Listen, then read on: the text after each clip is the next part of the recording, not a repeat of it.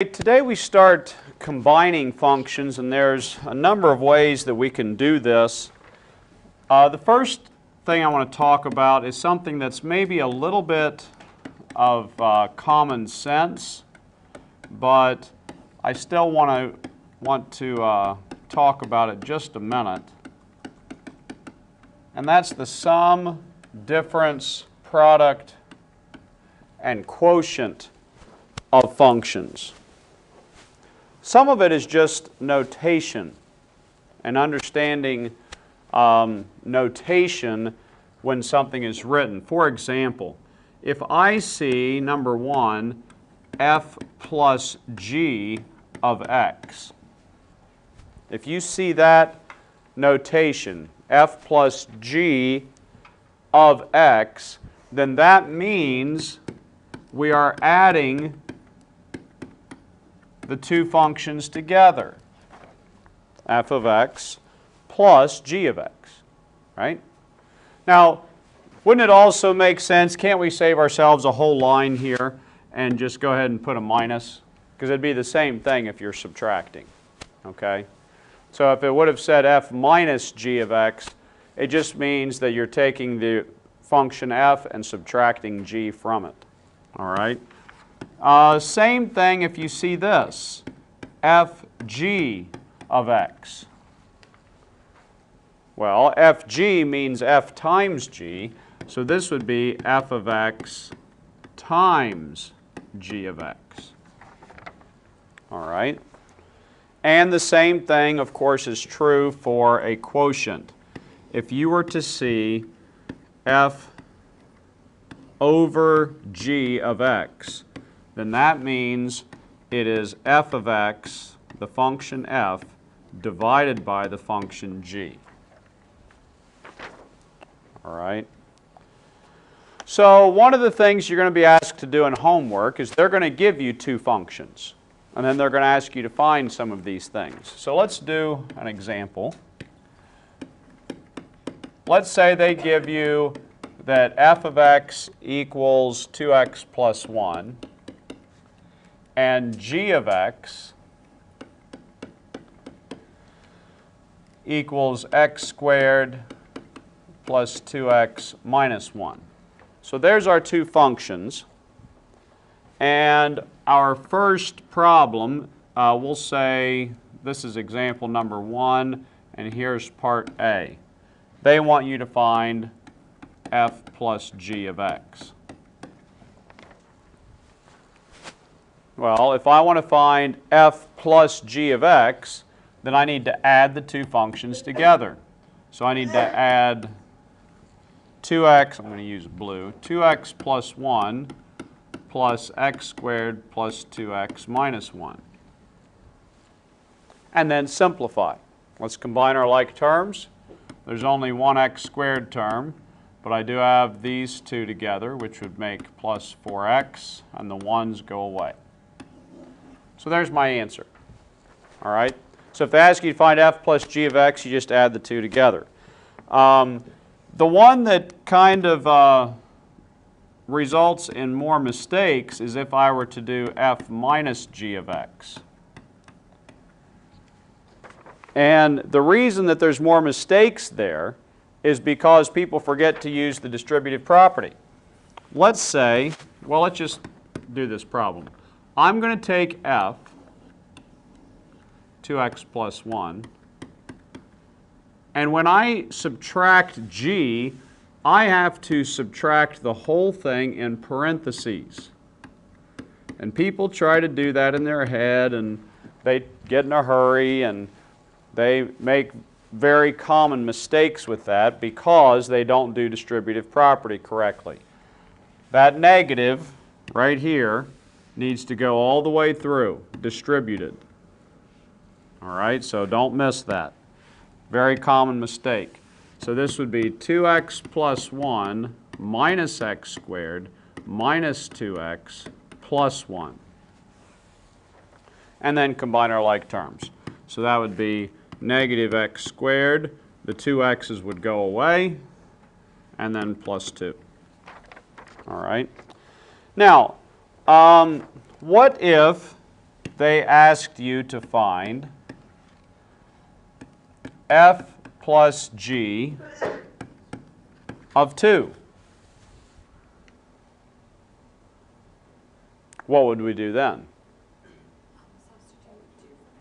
Yeah, we're just going to plug 2 in, and didn't we already find f plus g of x up here? Right? So if you did that in an earlier part of the problem, there's no need to redo it. F plus g of 2, I'm going to use this x squared plus 4x, and I'm going to plug in 2. All right, so if you've already done f plus g of x in an earlier part of the problem, just reuse it. 4 plus 8 is going to be 12. Okay. Now, what if I'm going to do one more part here because you will see these in homework. What if they ask you to find f plus g of x plus 1? Well, we said a minute ago, and some of you had problems with this when we did difference quotients, we said that f plus g of x was x squared plus 4x. We have already found that. Okay, we did that a minute ago. So if I'm going to find f plus g of x plus 1, then I need to plug in this whole x plus 1 for x. So this will be x plus 1, the quantity squared, plus 4 times x plus 1.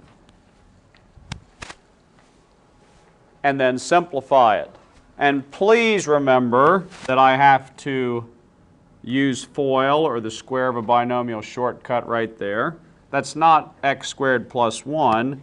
That is x squared plus 2x plus 1. Do distributive property, plus 4x plus 4. Finish simplifying, x squared plus 6x plus 5. All right? Now, sometimes they're going to give you some domain questions. All right? And if they ask you to find domain, okay, if we're talking about domain for a combination of functions, let's just say if two functions are combined,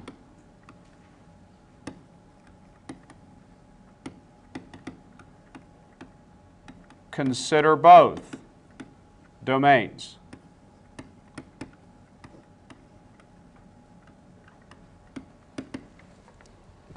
And I've got a good example of that.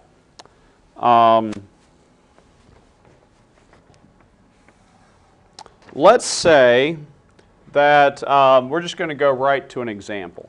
Okay? Let's say that f of x, they gave me that f of x was the square root of x.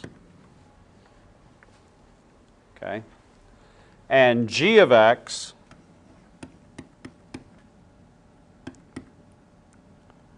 was the square root of 4 minus x squared.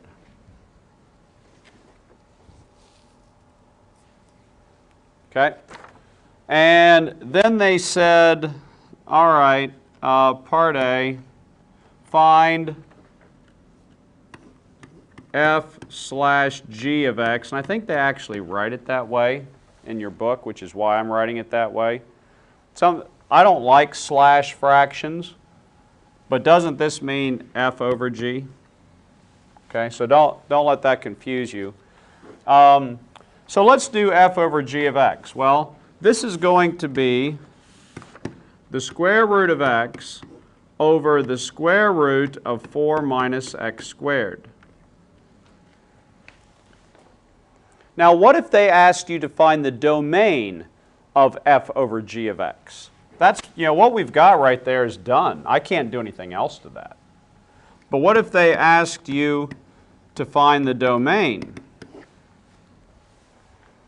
Well, this is why I told you to consider both. All right?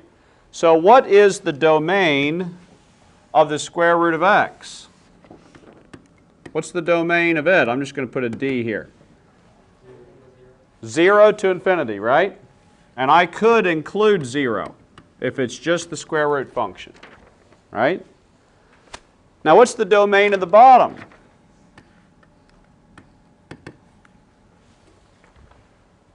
You cannot take the square root of a negative, right?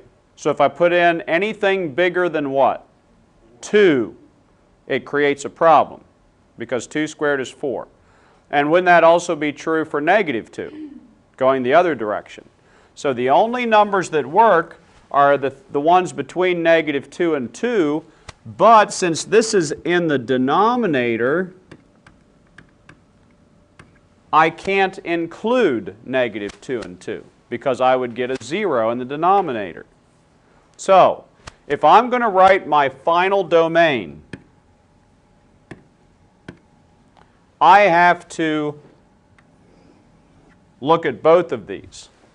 All right? So, I know that I cannot have anything smaller than 0 for this function. Right?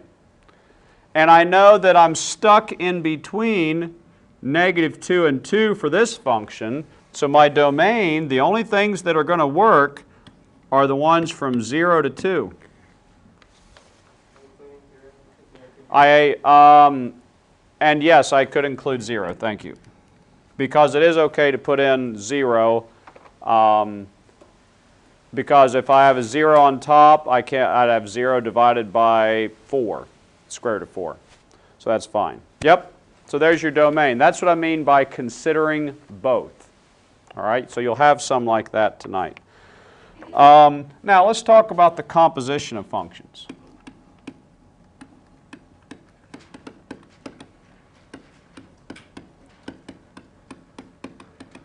And again, this is a critical skill for pre-calculus students going on into calculus. If I see this, f little circle g of x, it's not a lot of times it's not written that way. It's usually written this way. This is the same thing as f of g of x. So when we talk about a composition of functions, we're talking about plugging one function into another. All right? And the best way to do this is to see some examples. Let's say that f of x is x squared and g of x is x plus 1. If I wanted to find f of g of x, well, remember what I said. That's the same. I prefer to write it this way. F of g of x. That means that I'm plugging this function into this function. All right? So that means I'm going to put an x plus 1, this x plus 1, where this x is. So this will be x plus 1, the quantity squared. Okay? So, and we could do FOIL here, I suppose, if we wanted to, and get x squared plus 2x plus 1, but I don't know that that's necessary. What if I went the other direction? What if I did g of f of x? Well, if I do g of f of x, I'm going the other direction. Then I'm going to plug f into g. So this would be x squared plus 1. All right? It's called a composition of functions. A lot of it boils down to how well can you simplify. For example, what if you had these two? Let's do another example. Let's say that f of x was equal to x plus 2, and g of x was equal to 4 minus x squared. Okay? Let's say that I wanted to find g of f of x. Now remember, a lot of times they're going to write this way, g little circle of f, like that. But I don't like to write it that way. I like this way up here. Well, this says I'm going to plug f into g. I'm going to plug f into g. You need to be careful on this problem because there's a big minus sign up there. So I have 4 minus the quantity x plus 2 squared. Now people mess the algebra of this problem up a lot because they forget their order of operations that you learned way back in pre-algebra, PEMDAS, parentheses, right? So I have to start doing this deal. So this is 4 minus the quantity x squared plus 4x plus 4. You have to subtract the whole quantity, which means you need to distribute this negative all the way through. So this is going to be 4 minus x squared minus 4x minus 4. The 4's go away.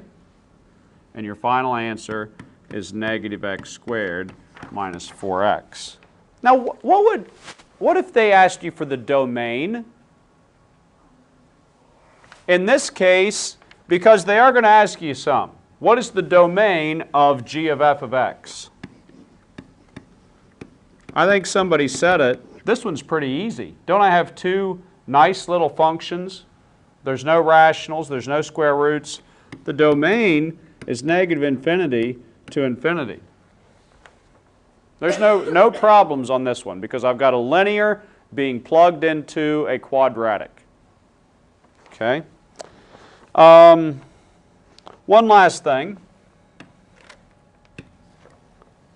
What if they ask you to do this? Find two functions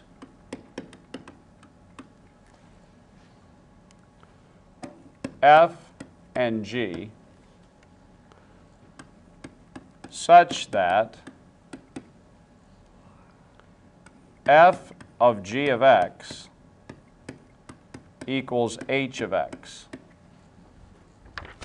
Now, what they're doing here is they're asking you to work backwards. They're going to give you h. They're going to say h of x is equal to 3x minus 5, the quantity cubed, something like that. And they want you to work backwards, which is not really that hard, to figure out what f and g are. So if you look at this, g was the one we plugged in. So which one got plugged in? Didn't 3x minus 5 get plugged in? That would be like your inner function, right? So there's 3x minus 5. If the inner function is 3x minus 5, then what did it get plugged into? X cubed. Okay? So they're asking you to work backwards on those problems, looking for inner and outer functions. Okay, I have one more thing, and this shows up on the test. So I wanted to take just a second to go over this problem. What if they ask you, for example, to find f plus g of 3 from the graphs?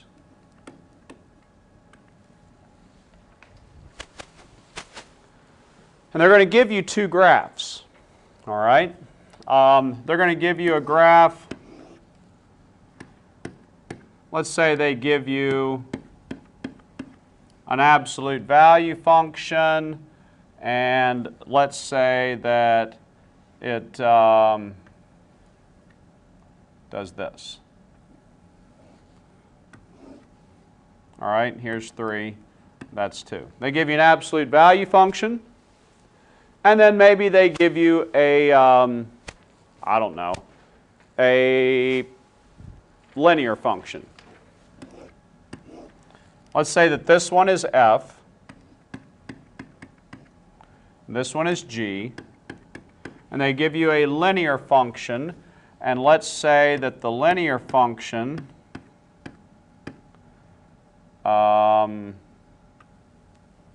goes through right there. So here's 1, 2, 3. Okay? This is actually a very easy problem. But if I did not go over it, some people might struggle. F plus g of 3. Didn't we at the beginning of our lesson today say that f plus g, oops, I'm having writing issues, sorry. F plus g of 3 is equal to f of 3 plus g of 3? Isn't that what we said? So from the graphs, can I figure out what f of 3 is? I sure can. Here's function f. F of 3 is what? 2. Plus g, here's g. G of 3 is -1, isn't it? So 2 plus -1 is 1. All right? And we're going to stop there for today.